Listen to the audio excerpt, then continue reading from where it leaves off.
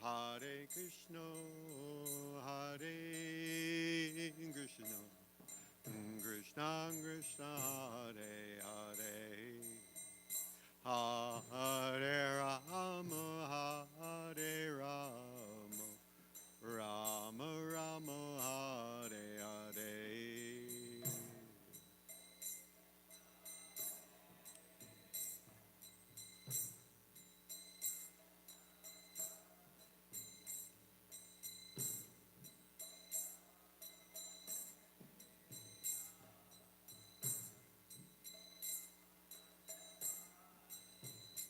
Hare Krishna, Hare Krishna, Krishna Krishna, Hare Hare, Hare Rama, Hare Rama, Rama Rama, Hare Hare.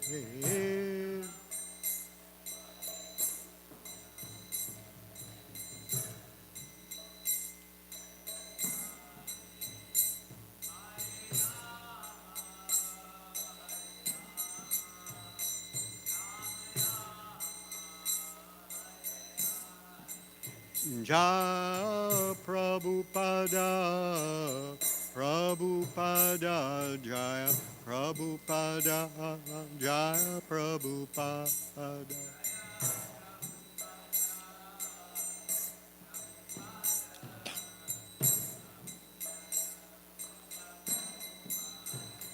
Prabhupada, Prabhupada, Prabhupada, Jaya Prabhupada.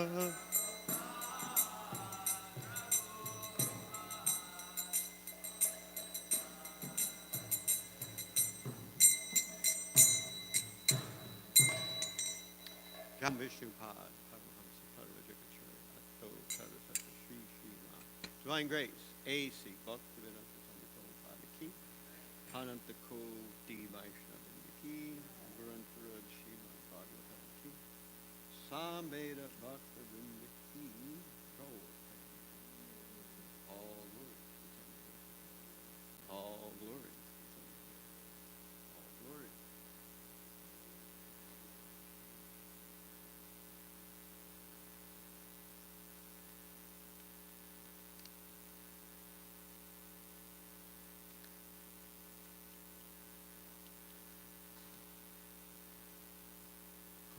Om Namo Bhagavate Vasudevaya.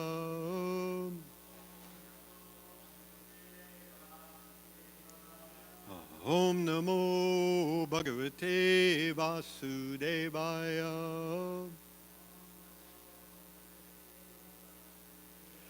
Om Namo Bhagavate Vasudevaya.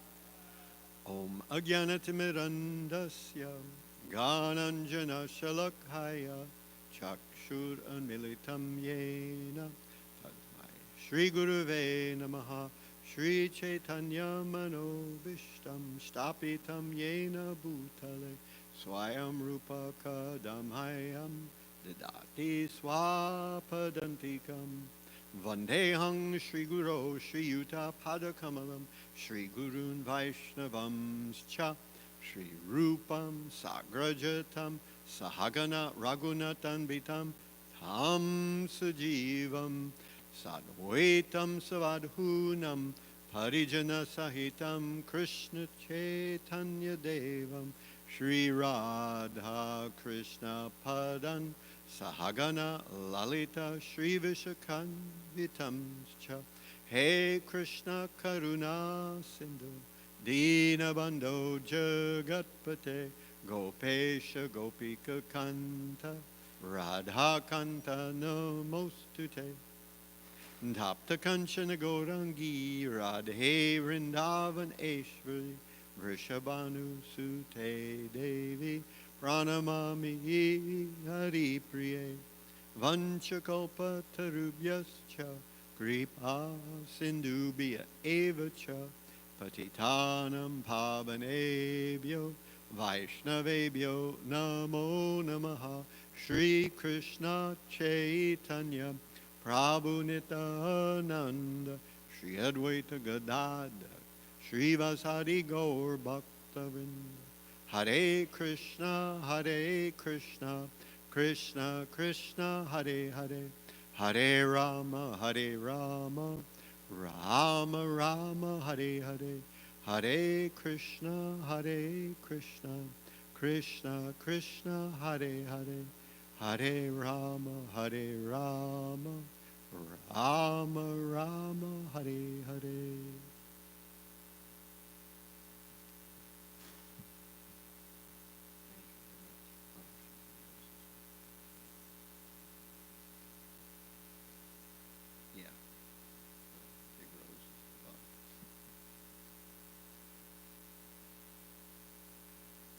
So we are on Canto 3, Chapter 15, Text 38. Is that correct? I tried to listen to Pancharatna's class yesterday, but it was impossible. And the sound was so terrible that I don't, I because of things I had going on, I had to give a class later on, so I couldn't come down for class. I was hoping to pick it up on the little gizmo here, but they didn't evidently connect it through from this thing, so you get just the room sound, and it was like, and I put on there, please fix the sound, and evidently nobody watches that thing, so it's any rate a caveat for the future. So here is Canto 3.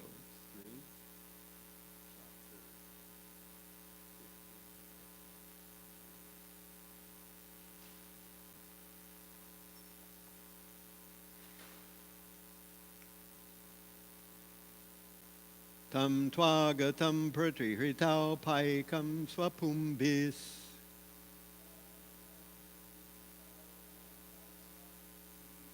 Tvam twagatam pratrihritau paikam swapumbis.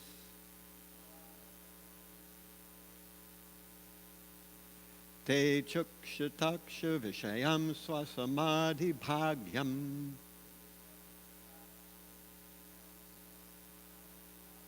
Te chakshataksha vishayam swasamadhi bhagyam. Hamsa shriyor vyajanayo shiva vayulolach.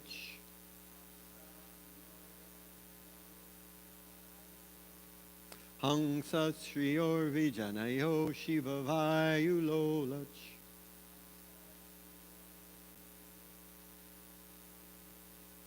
Chubhrata patra shashikesha rashika rambhum.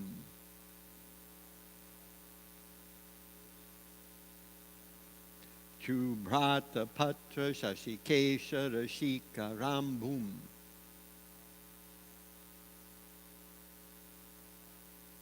Tam tvagatam pratihritau paikam swapumbis.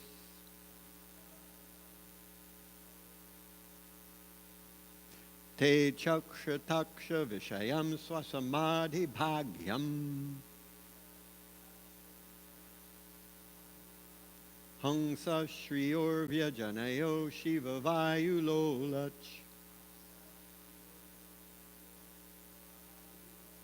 Chubhrata patra shashikesha rashika rambum.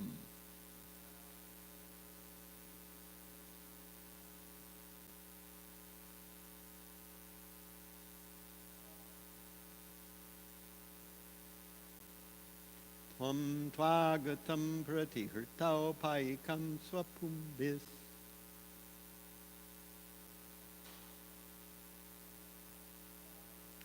Te chaksha taksha vishayam swasamadhi pumnam. Hangsa shriyor vyajanayo shiva vayu lolach.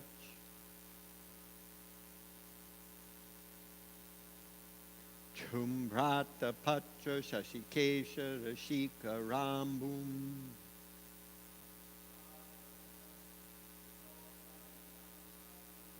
Tam tvagatam pratihrito paikam swapumbis. Te chaksha taksha vishayam swasamadhi bhagyam.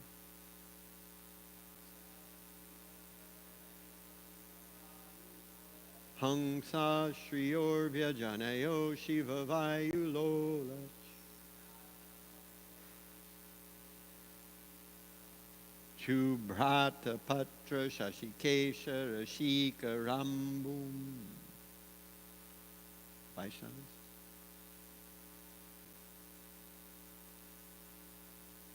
Tam tvagatam pratihrito paikam swapumbis.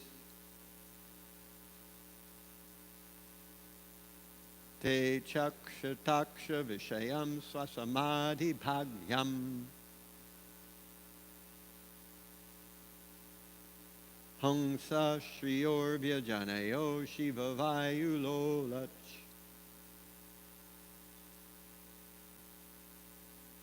Chumbrata patra shashikesha rashika rambum. Tam, him. Tu, but. Agatam, coming forward. Pratihrita, carried. Alpokyam, the paraphernalia. Swapumbihi, by his own associates. Te, the great sages, the Kumaras. Achakshata, saw. Akshavishayam, now a subject matter for seeing. Swasamadhi bhagyam, visible simply by ecstatic trance. Hangsa shriyo, as beautiful as white swans. Vyajanayo, the chamaras, bunches of white hair. Shiva Vayu, favorable winds. Lolat, moving. Subra Atapatra, the white umbrella. Shashi, the moon. Keshara, pearls. Shikara, drops. Ambum, water. The sages, headed by Shonaka Rishi, saw that the Supreme Personality of Godhead Vishnu, who was formerly visible only within their heart in ecstatic trance, had now actually become visible to their eyes. As he came forward, accompanied by his own associates, bearing all paraphernalia, such as umbrella and chamara fan, the white bunches of hair moved gently, like two swans. And due to their favorable breeze, the pearls garlanding the umbrella also moved like drops of nectar falling from the white full moon, or ice melting due to a gust of wind. So, responsibly, we can read together. The sages, headed by Chandrasekhar Rishi, saw that the Supreme Personality of Godhead,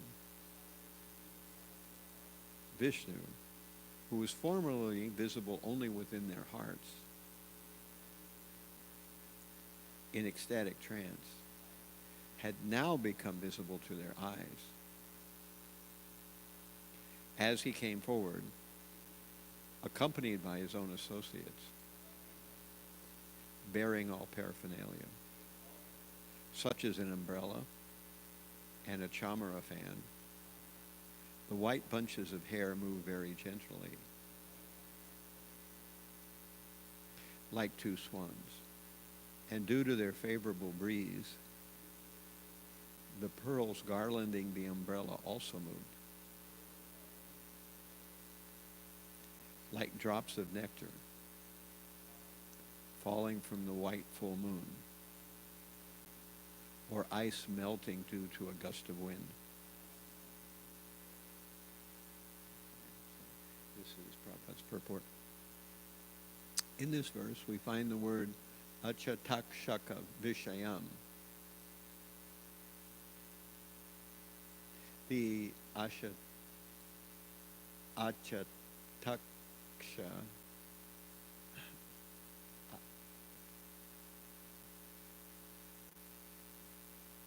achatakshata, well, now I'm stumbling over the word. Achakshataksha vishayam. Achakshataksha vishayam. The Supreme Lord cannot be seen by ordinary eyes, but he now became visible to the eyesight of the Kumars. Another significant word is samadhi bhagyam.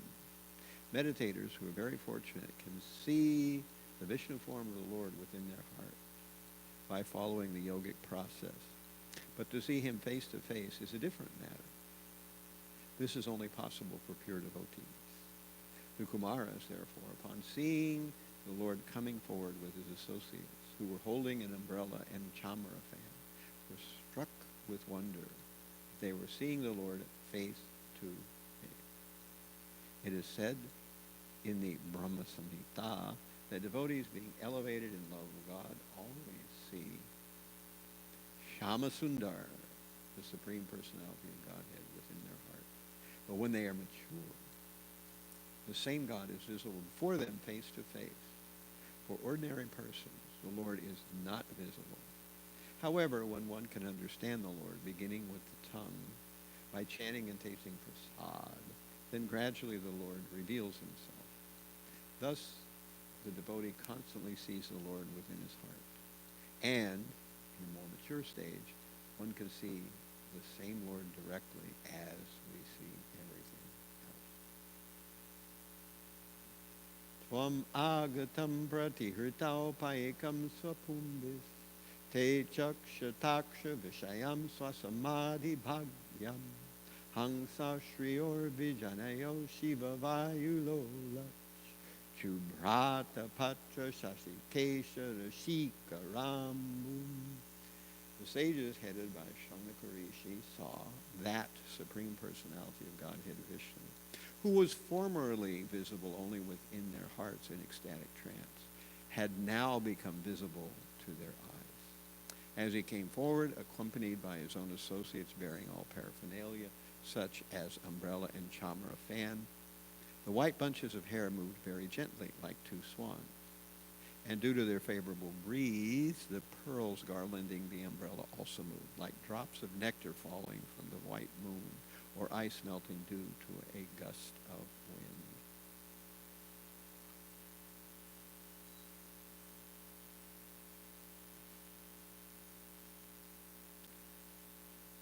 This is a kind of, what do they call, epiphany moment. It's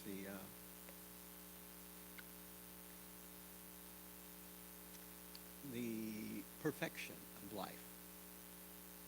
That the process of devotional service is to bring us in direct contact with the Supreme Lord, Sri Krishna. And after much effort and much purification, finally the living entity becomes pure enough to warrant the direct darshan of the Supreme Lord. This is not an ordinary event. It's a very special event. And it marks, the leaving of the living entity from the material world to get to this level. One is has really, in fact, left the material world, even if the body may still be within the material world. So this is an important time. And the four Kumaras, it mentions, that previously they had experienced the Supreme Lord in their hearts through meditation process, but now they were seeing him face to face. So the Lord in the heart versus the Lord face to face. And we have, in the first canto of Śrimad Bhāgavatam, the verse that describes that there are Brahmeti, Parameti, Bhagavaniti, Shabdyate, that the Supreme is known in three phases or three features, known as Brahman, Paramatma, and Bhagavan. And so these three features are the same Lord, but they are different aspects of the Supreme Lord, and one would generally not be able to experience all three of them at the same time. There are those who focus themselves on the Brahman, and those are generally the Jnanis. The Jnanis want to merge into Brahman because they say that Brahman, Satyam, Jagan, Mitya, so the material world is false, but the Brahman is real, so we want to merge into the Brahman. And they do this through various austerities and through deep contemplation of various Vedic literatures. And the second category are the yogis who want to meet Paramatma, the Lord within the heart. So it appears that these Kumaras were a type of yogi. So the yogis, they are focused on not the Brahman, but on the Paramatma. And the Paramatma means that in the heart chakra of the living entity, there is seated, the size of a thumb, the Supreme Personality of Godhead as the Paramatma with four arms. Sometimes it's called the cave of the heart. And so the yogis, through drilling the senses, learning how to be purifying all the nadis through the yoga practice, and performing pranayama and the subsequent aspects of yoga, they stop the input of the outside senses and focus totally within, and they come to the position of being able to see the Supreme Lord in the heart. And finally, the Bhagavan feature, the personal feature of the Lord, is only of interest to the bhaktas, those who are devotees of the Lord. They want to see the Lord face to face. They want to serve the Lord. So this is the highest of the possibilities. Otherwise, why did the four Kumars leave behind their understanding of the Lord in the heart to embrace the Supreme Lord as a person? It's mentioned as this will unfold here, this part of chapter 15,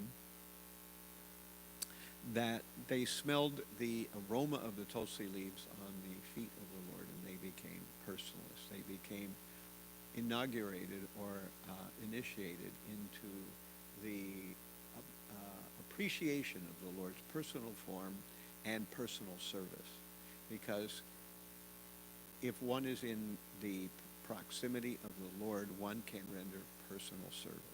One cannot render personal service to the Paramatma, much less the Brahman is considered hellish by devotees, because there's no seva, there's no sevaka, and there's no person to serve there. There's no person doing the service, no person to be saved, serving. and there's no service. So this is not at all interesting for the devotees. So basically, we know all that. And here we see that when the Lord came before the four Kumaras and the gatekeepers, Jai and Vijay, he was in attendance by his whole coterie of various servants, and they had chamara fan and umbrella. So it's a very opulent setting. And in this way, we are moving from the Lord in the heart to the Lord face to face.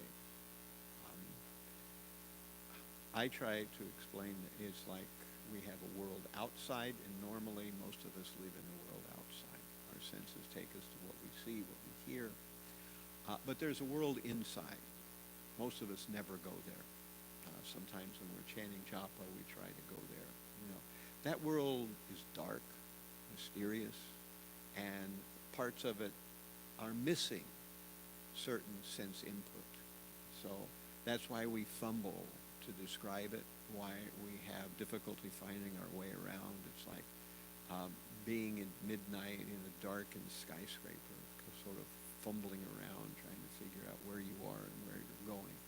But if one tries to pay attention to sound vibration, especially the holy name, one will stumble down the dark corridor and one day open a door, and on the other side of that door will be the Supreme Personality of Godhead, face to face.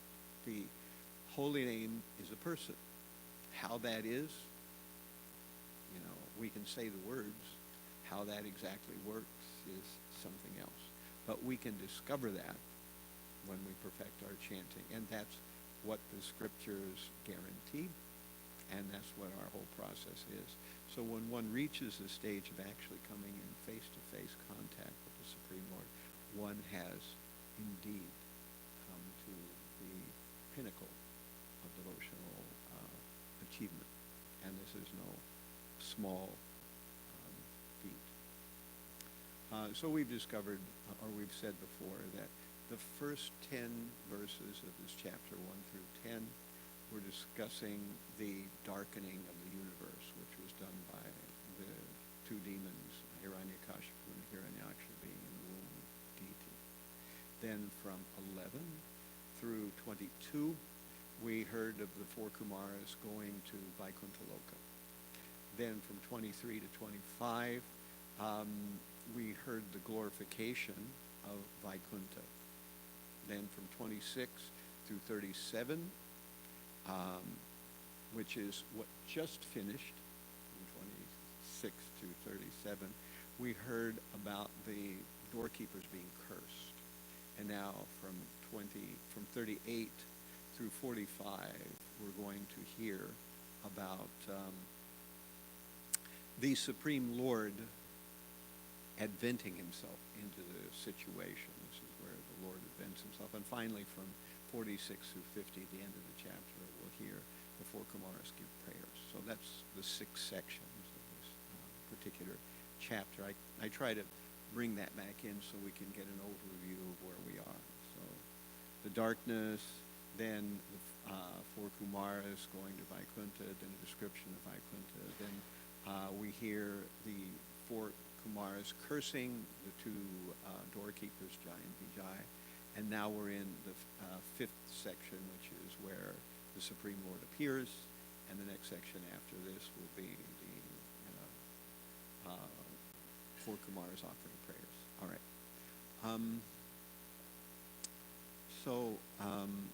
Now, actually, I wanted to speak about somewhat of a tangential subject. And it's a difficult subject. The connection between ISKCON and the other aspects of the Vaishnava community, particularly the Gaudiya Math, has been always one of difficulty. Things have sometimes been congenial, and sometimes people may wonder why ISKCON devotees do not invite Gaudiya Math speakers to speak or give class, or in many cases even lead kirtan. Why should that be? They're Vaishnavas, we're Vaishnavas, it's a family, right? And oftentimes we hear these kind of things I'm seeing right now on Facebook, that these kind of things are being talked about, that we should have a more familiar, friendly relationship, and therefore we should have close and warm ties with members of the other aspects of the devotees and the devotees of the devotees coming down from Bhaktisiddhanta Saraswati Thakur.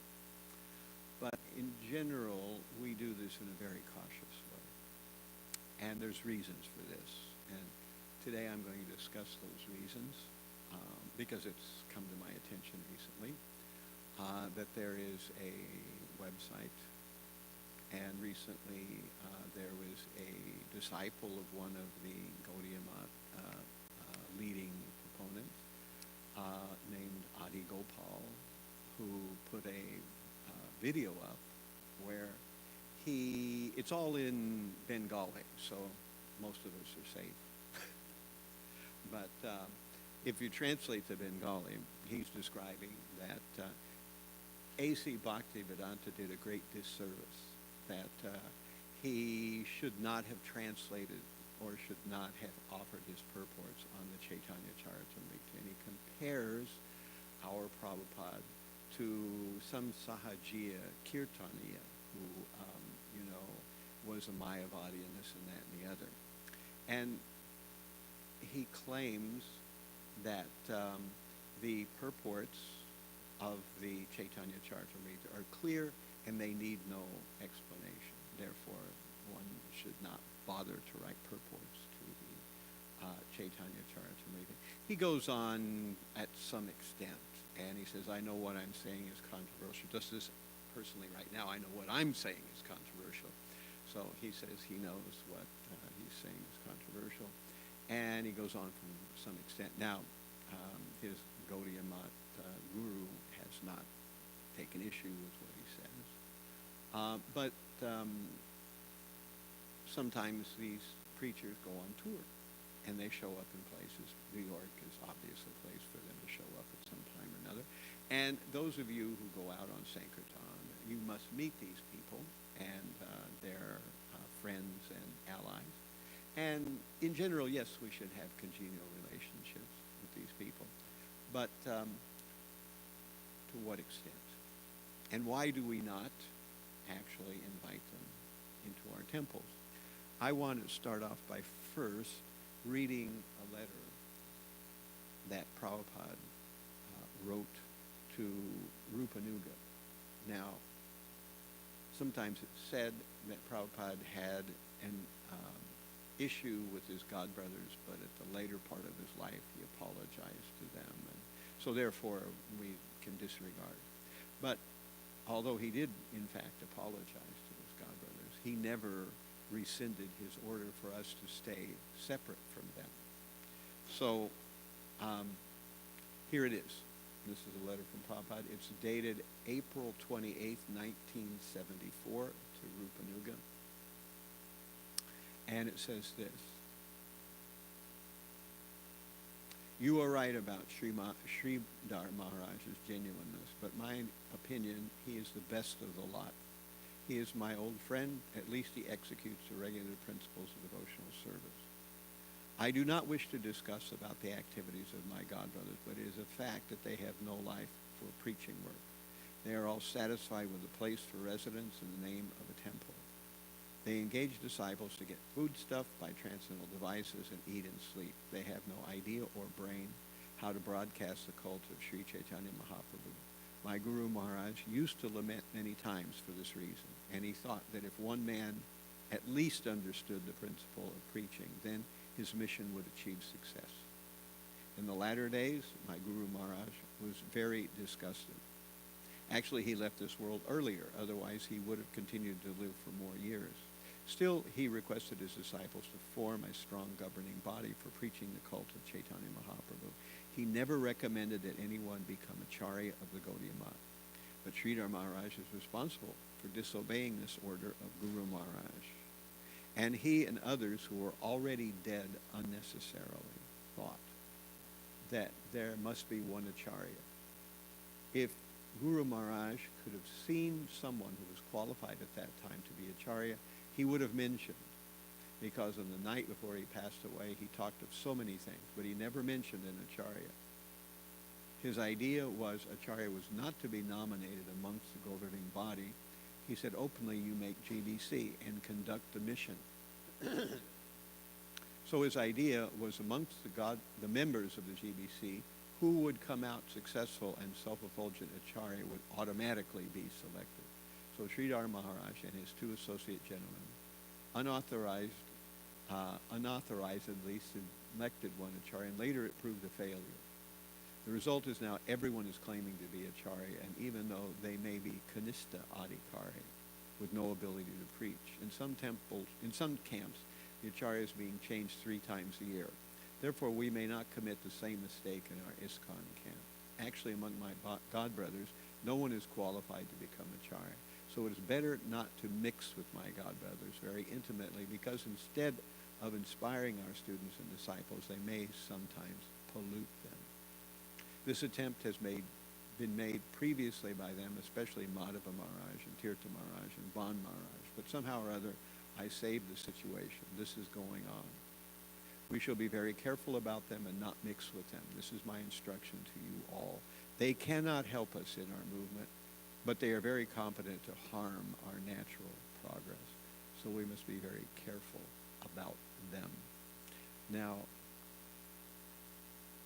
in 1976, from Bombay, there was a devotee in New York. His name was Nitai. I think that's where he was. And so Prabhupada wrote this letter to Gopal Krishna Goswami to tell Nitai. And he says, why Nitai should be attending lectures outside of our temple? If he's not satisfied with the standard of lectures in our temple, then he should be permitted to give some lectures himself. But his habit of going out here his habit of going outside to hear others should be stopped immediately. I'm writing one letter to Nitai, and a copy of this is enclosed for your reference. I hope this meets you well. Now here's the letter that Prabhupada actually wrote to Nitai. Please accept my blessings. I've received reports that you're developing the habit of going outside the temple to hear lectures by others outside, like Nrsimha Vallabha. Also, I have heard that now even some of the Indian devotees are doing likewise. Strictly, no one should go outside to hear lectures by others. If you're not satisfied with the caliber of classes at the Krishna Balaram Mandir, then you should give another class.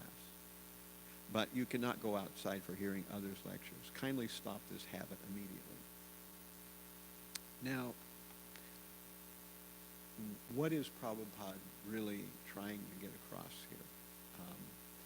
The thing he's getting across is that there is a substantial difference in some of the understanding of the process of Krishna consciousness with the mood, with the focus, and the purpose of Krishna consciousness. And among the Gaudiya Math, there is a very different outlook on things. And generally speaking, when you meet members of the Gaudiya Math, they're very congenial, and they want to be very friendly. And they always usually talk very glowingly about Srila Prabhupada, but that's only in the beginning, you know. Later on, when they become friendly, their mood starts to change a bit, because now when they've gained a friendly relationship with the devotees, then they can tell the devotees what they really think. And usually it's something like this, that, you know, Prabhupada was nice, but he was a householder after all. He wasn't one of the major disciples of Bhaktisiddhanta Saraswati. And he did a good thing. He was able to get so many mlechas and, fallen persons from the Western world to take up Krishna consciousness. But these persons have yet to understand that they need to go and become like the 4 Kumaras we're talking about today. They need to go to Krishna. And the way to do that is by hearing elevated katha especially from the lips of a Rashika Bhakta, someone who is able to see that relationship with Krishna. And this is something that Prabhupada never taught us anything like it. And this is what happens when you start to mix philosophies. And when you become friends, very friendly with people outside of ISKCON, then they say, but, ISKCON teaches like this, but it's actually like that. So then people become conflicted in their allegiances. Should I believe what Prabhupada said? But the other Gaudiya Math people, they think something different. Well, maybe it's some of both. Sometimes Prabhupada has got the highest thing, and sometimes others have the highest thing. And then, essentially, you're no longer following Prabhupada. You're following something else, whatever that is. And this is exactly what generally is the purpose, is to, by degrees, convince devotees to recognize that ISKCON is just one of many representations of spiritual life, and that actually there's a higher thing that ISKCON is not teaching you. You need to find that higher thing. You need to do what the four Kumaras are doing here, be able to see the Lord face to face. A.C. Bhaktivedanta will not allow you to do that because he only talked about sadhana. Now, we could ask the question, is this idea of hearing rasakatha, or higher understandings, a part of the broader picture of devotional service? The answer is yes, it is. But we recognize that there are 9 stages of devotional service, and at a certain stage of maturity, one can actually be in a condition where they can hear rasakatha and understand it in the proper context, and it opens up that door to see Krishna. But if one is not yet at that stage, then this doesn't do much for a person, and in fact it may have the contrasting opposite effect. So that's why we generally don't recommend this. And this is why you won't find this, like intimate rasakatha in Prabhupada's presentation. And when devotees used to speak about Siddha Pranali or these kind of things, Prabhupada would get ballistic, because the idea is if we sincerely engage in devotional service, engage in purification, Krishna will make all necessary arrangements. We'll come to the stage where either in this life or the immediate next life, we will get a chance to intimately associate with devotees and go back home, back to Godhead. If we're sincere enough, we can go back in this life. We don't need to go through all these extra stages. And we can say, well, that's just Prabhupada's view. But if we back up to Bhaktisiddhanta, find in a situation where Bhaktisiddhanta said these kind of things. He didn't do it either.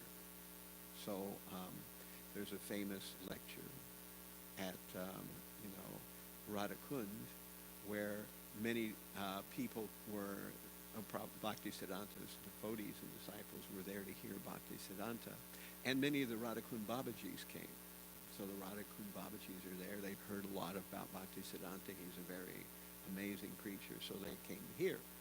And Bhaktisiddhanta spoke on the Ishopanishad. And all of the Radhakund Babajis left. They said, oh, this man is just a jnani. He's not explaining. So is it just Prabhupada? Or is it actually our real theme? And so there are significant differences with the presentation of Krishna consciousness between ISKCON and the Gaudiya Math. Do we chant 16 rounds? That's what Prabhupada asks us to do. In some places, they just say chant 4 rounds or don't starve them all out, whereas others say chant 64. So what is it? If we're following Prabhupada and we're true to Prabhupada, then we know. If it's maybe the Gaudiya Math, it gives us a broader perspective, we'll say, then what is it? Is our goal to hear elevated talks by someone who can talk about the intimate details of life in the spiritual world, will that actually be the substance of our purification? Or will it be hearing, chanting, remembering, etc., etc., all the usual forms of bhakti based on the Pancharatriki system, which is what we follow here. So which is it? Did we fall from the spiritual world, as Prabhupada said, or did we come from the Brahmajyoti, as the Gaudiya Math explained? I mean, they make these points because in the beginning they want to get next to the devotees by emphasizing the similarities between Gaudiya Math philosophy and ISKCON philosophy. But later, when they get to know the devotees, they want to highlight the differences between Gaudiya Math philosophy. Because naturally, why would you go to them if essentially they're saying exactly the same thing as you're hearing in ISKCON? There'd be no motivational reason. So that's why later you'll hear the differences. What are the differences? Primarily, this idea of not being so keen on preaching. I mean, certainly the Gaudiya Math people take advantage of our preaching, but they are not keen on preaching themselves. Rather, they more or less, not preaching to outside people. They're certainly keen on preaching, but not to outside people. So they make their way to the sanghas. Usually, coincidentally, many Gaudiya Math exponents find their way to somewhere that's not too far from one of ISKCON's major centers, and then they hold a sangha, and people are invited, and they explain their thing, and as I say, mostly it's congenial. Now, what did Prabhupada actually think about the Gaudiya Math? And in places on the internet, and also in Prabhupada's own words, we find that the Gaudiya Math was Bhaktisiddhanta Saraswati. He started 64 mats in India. He was born in 1874, and he lived till 1937, the first day, January 1 of 1937, he left his body. And as Prabhupada mentioned in the one letter that I read, he never mentioned that there should be an acharya of the Gaudiya Math. He only mentioned that they should make a GBC. That's where our A.C. Bhaktivedanta Swami Prabhupada got the idea of a GBC.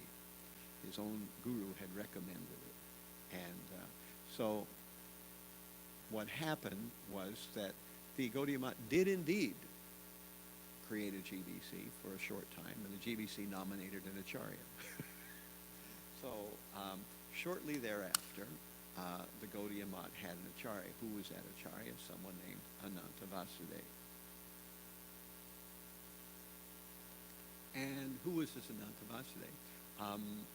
Bhaktisiddhanta described him as my Garuda at one point because he was transcribing so many things from him. He was very close with Ananta Vasudeva. Sometimes it's said that Prabhupada, that Bhaktisiddhanta would start a sentence and Ananta Vasudeva would finish the sentence.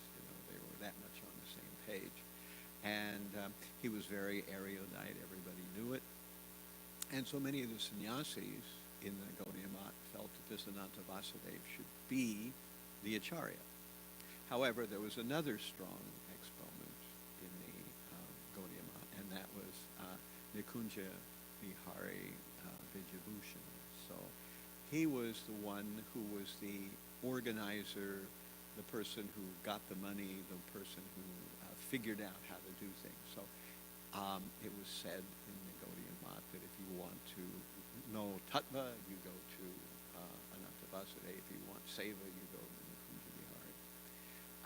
But there were tensions, and many of the Gaudiya Math devotees did not like the fact that Nikunja Bihari was also taking money from the Gaudiya Math funds and so on and so forth. And they saw that he was very motivated in some of what he did. And so when Bhaktisiddhanta left the world, then this Ananta Vasudeva was touted as the new acharya. So this went on for some time, and there was a tug of war because Nikunja Bihari had been asked to be the manager of the Gaudiya Math in perpetuity, by Bhaktisiddhanta, that he should be the manager somehow or another, because there was a lot of desire by other members to move Nikunja Bihari out, but Bhaktisiddhanta fought that tendency. But in the end, there became a legal battle between these two groups, between Ananta Vasudev and Nikunja Bihari. Now, at a certain point, the Gaudiya Math properties were divided up, 2/3 and 1/3, and some got one group of buildings and some others got other mutts. And over the time, it was discovered that Ananta Vasudev was having an affair with a lady, and he denied it. Eventually, he wound up getting married to this lady, but at the same time, he still held on to the title as being Acharya. And so this was very confusing. And when it came out that, he had married this lady, then most of the sannyasis, they dropped him. They were the ones who kind of wanted him as a central figure, but they left him behind at that point. And when they left him behind, he was on his own, but he had the property, so legally he was in charge of them. As Prabhupada mentions, or he alludes to in that letter that I read, the first one that I read, that this lady that he married had a 10-year-old son who saw that she was, having an affair with another man, and the 10-year-old was going to tell daddy about it. And so she poisoned her 10-year-old son. And when Ananta Vasudev heard that, he poisoned himself. But this Ananta Vasudev went on to become, before he poisoned himself, obviously, but he became a prolific writer of books. He rejected Bhaktisiddhanta, his guru, but he wrote many books, and he's now known as Bhakti Pramod Puri. So you will see his books pop up. You will see that the books of this person will show up in various places, because in the Gaudiya Math, these books are considered very important. Never mind, what his personal life is like, and these books are very high books about philosophy, explaining the Goswamis and their various literatures. And so this is why when somebody criticizes the members of the Gaudiya Math, they take issue. And this is why we get back to this Adi Gopal and his tirade about Prabhupada's Chaitanya Charitamrita, because in the Chaitanya Charitamrita, Prabhupada, explains these things. And so obviously, they are responding to Prabhupada's criticisms, especially because in many places, his books are seen, and, they're seen in high regard. So I bring these things up. There's much more to the story, than here. Eventually, of course, Nikunja Bihari became Bhakti-Vilas Tirtha Swami. So he as Prabhupada said, that he more or less, got purified to a large degree, no doubt about it, and he was, an important person. And but nevertheless, these things are the nature and the history of the Gaudiya Math. And this is why Prabhupada wanted us to distance ourselves from them, because of the philosophy, and because it is a fact that many times they want to secure various kinds of resources too. Prabhupada was worried not only about getting our philosophy mangled, or these kind of things, but also that they might try to finagle some kind of way to break off pieces of ISKCON property. And this has been tried by other groups, and so this goes on. So I'm come in contact with these people. And, many of them are well-meaning, and if they want to engage or understand this process of hearing elevated kata from, various people, that's their prerogative. And if they want to read books by Bhakti Pramod Puri, that's their prerogative. But Prabhupada has warned us against it, because it gives a sort of cheap entrance to what the Kumars are experiencing here in Bhāgavatam. It cheapens the whole thing to where essentially all you do is read some books, or you go every once in a while to hear somebody talk about Ras Leela or something like that, and therefore you will, by osmosis, become purified. We know that purification is a more serious thing. Otherwise, why is sadhana even mentioned in the literatures? Why do we have sadhana at all? It is true that one can be purified just by chanting, but most of us have to be purified by the chanting in tandem with a devotional process that has a lot of sadhana and regulation involved. Otherwise, our chanting is not so purified or not so focused. And that will work, but over a very long period of time. All right, so I want to leave a little bit of time for questions. There's still a lot of stuff I haven't mentioned, but at any rate, we'll ask for some questions at this time.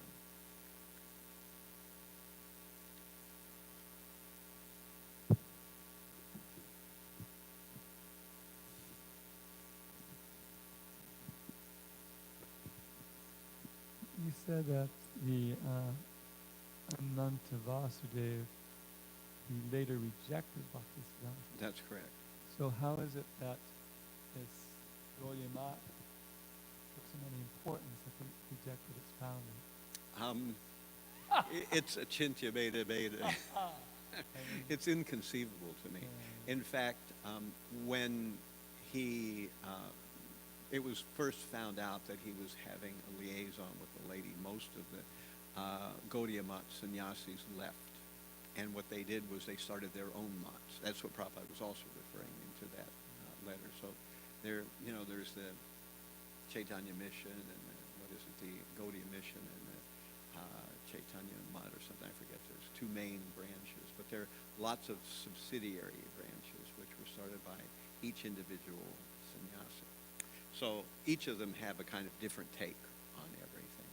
And among the Gaudiya Math devotees, many of them completely rejected Ananta Vasudeva because of that fact, because he rejected Bhaktisiddhanta Saraswati. And why did he reject Bhaktisiddhanta Saraswati? He rejected him because he felt that he had given himself Brahman initiation, which he felt was improper, that he had not taught Siddha Pranali, and that there were some other issues that he had, so these are, the pretext on which, and, Prabhupada didn't make any mystery of this to us, but generally speaking, people, we don't discuss all these kind of less seemly. I've tried to sanitize this as much as I can, but I want to get the fundamental points across, that this is the history of the Gaudiya Math, and there are no doubt sincere people there, and it's been many years since all this happened, so doubtless Krishna consciousness has had its effect, and some of them are probably elevated devotees, who am I to say? But still the point is that primarily what we're worried about is this fact that there is a strong leaning among, and I hate to break it to you, but you're going to run into leading ISKCON devotees who also are in the same mood. You won't see it up front right away, but at some point along the line, you'll discover that there is a kind of leaning in this direction. So I'm giving one side of the picture. They will give you another side of the picture. It's up to you to decide. Personally, I think that Prabhupada was pretty clear. And there was reasons why he disallowed, why he said, why should he be going outside to hear lectures? Because these lectures are usually tainted with this kind of a slant, and anyone who's lecturing will want to make their point. One Gaudiya Math emissary will always ask you if you're chanting 64 rounds, and immediately you'll get the sauce if you're not. So, this is the kind of thing you'll get, these things which make it seem that you've been given an inferior product by Srila Prabhupada, and without their guidance, you will wind up in Vaikuntha, like the four Kumars, but you won't go to Goloka. But Prabhupada never taught us anything like this, that actually book distribution and devotional service of reclaiming the fallen souls is in the mood of the gopis.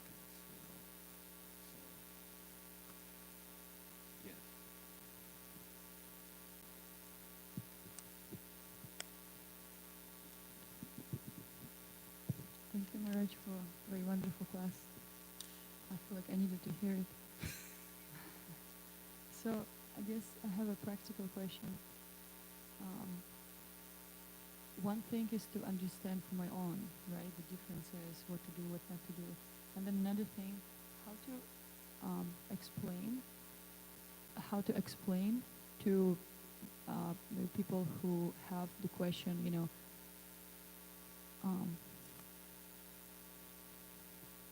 for example, what's the difference between ISKCON and Gaudiya Math or any other path, right, at this point? Because, it's very similar. And I feel like it's pretty subtle. Like if I were a new devotee, right, for me it probably would be the same thing. Like I wouldn't kind of catch the differences so much. Because it's all about Krishna, it's all about Krishna. And many people, for example, we meet on the streets, or to speak about these differences, they don't even differentiate between, any path is good, like that. And if we start stressing out that, no, ISKCON, this is, kind of the best thing, I find sometimes they become like, you're too fanatical, they all lead to... Right. So how to just like practically deal with these things? Well, what you'll find is just as even in ISKCON leadership, there are people who are warm to this idea or this approach. You will find your God brothers and God sisters, some of them are already, deep in. And the problem will come when someone speaks and they explain Prabhupada's version of something, and then they're co-opted at that point. Either they know that if they say, well, Prabhupada's right, their Gaudiya Math friends will say, will be angry at them. At the same time, if they say that, Prabhupada's wrong, what will their God brothers think of them, So you wind up being mum on the issue, or you wind up breaking with ISKCON and going over to Gaudiya Math, or the other thing where you finally think, well, my association with Gaudiya Math was nice, but I'm going to have to distance myself, it's not a thing you can be on the fence about, and everyone will have to make their choices. And you will find that people among our ISKCON congregation, our ISKCON devotees will have made a different choice than you. And you'll see what that choice winds up being, that they feel it's nice and friendly to go and hear from the Gaudiya Math leader or, the second or generation or whatever they are that come and they speak, and they have no problems with that. I've seen it in a lot of places.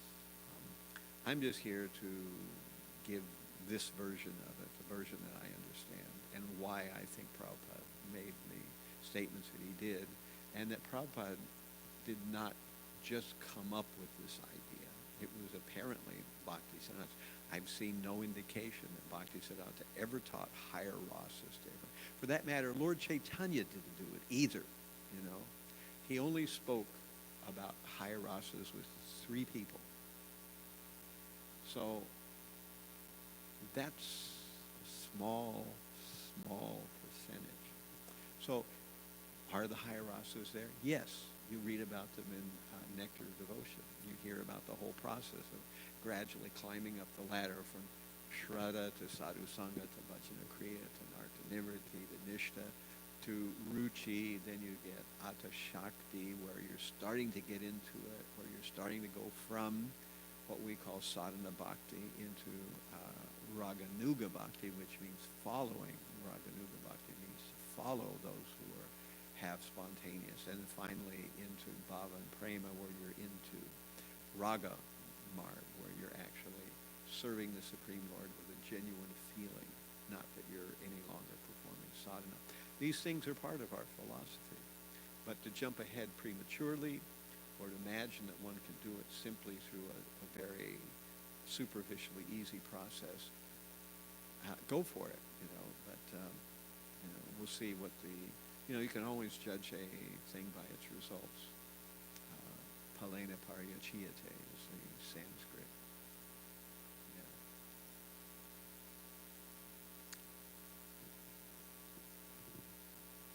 Shrimad, thank you for the clarifying lecture. I just had one comment and one question. So one comment was that I believe Ananta Vasari Prabhu, when he took sannyas, his name was Bhakti Prasad Puri, and Bhakti Pramod Puri, I believe his brahmachari name was Pranavananda. So Okay, maybe I've gotten the names a little confused. There's so many names there's so many. that I get lost after a while. No But problem. I'll have to check to see. Yeah. I thought that was what it was. And then also, my question is that based off what I've seen and what I've heard, is that a lot of people are attracted by these other groups, especially the Gaudiya Math and corollary groups that split off from that, is because they have some more, they quote and they have a little bit more reliance on these, apparently, more reliance on the works of our previous acharyas. Like they quote a lot of Jaiva Dharma, they quote Madhurya Kadambini, and apparently, we know that Srila Prabhupada did it as well, because Gopi Parandaran Prabhu says famously that when someone asks, should we read the books of our previous acharyas, he says that actually Srila Prabhupada has synthesized a lot of the points of our previous acharyas in his purports. So my question is that how would you see a recommendation that, you know, devotees should be kind of well versed in the works of our previous acharyas, so that we can uphold, you know, Srila Prabhupada's presentation? Yeah, I would say that with one caveat. First, you have to be versed well in our basic literatures, you know, Bhagavad Gita, Bhāgavatam, Chaitanya Charitamrita. When you've really spent a lot of time and are focused on that, then it's good to read these other things, and you can see how they're represented.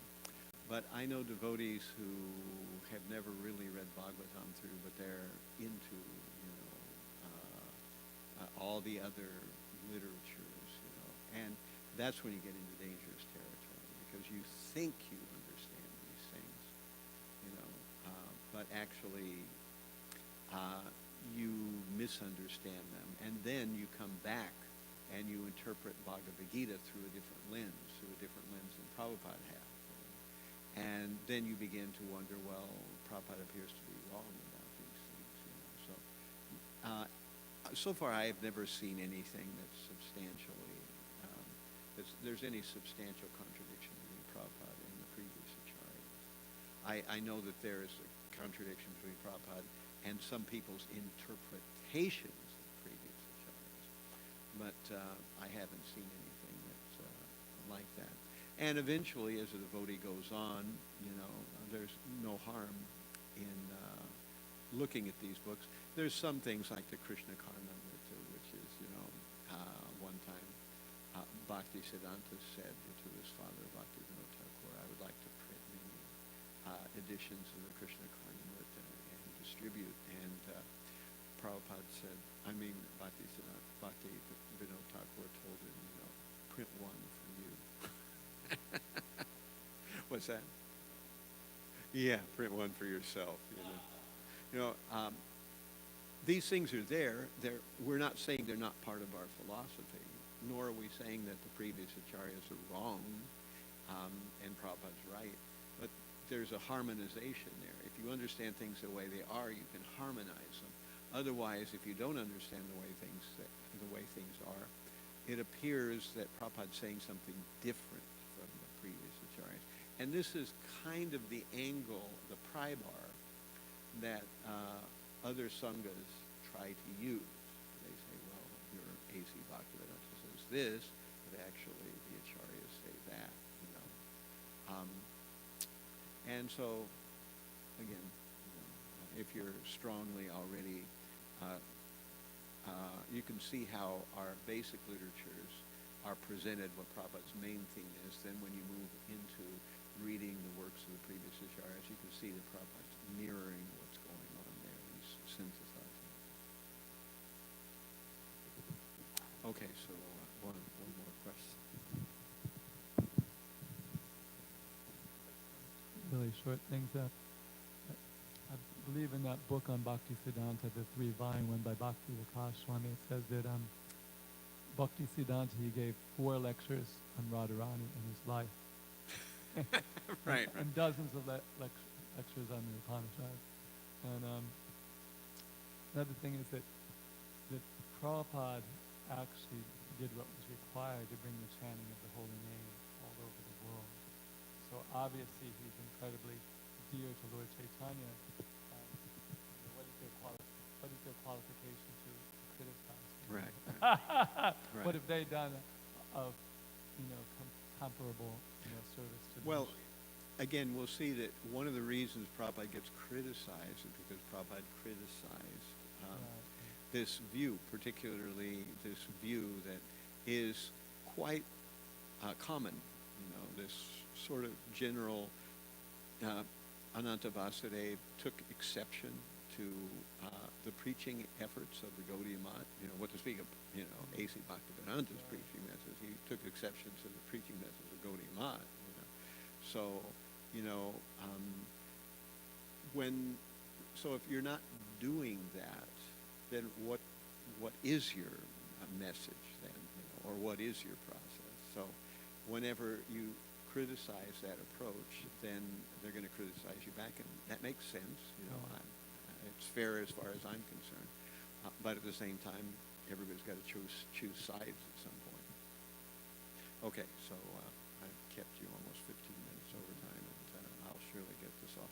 At any rate, thank you all very much for your kind attention. All glories to Śrimad.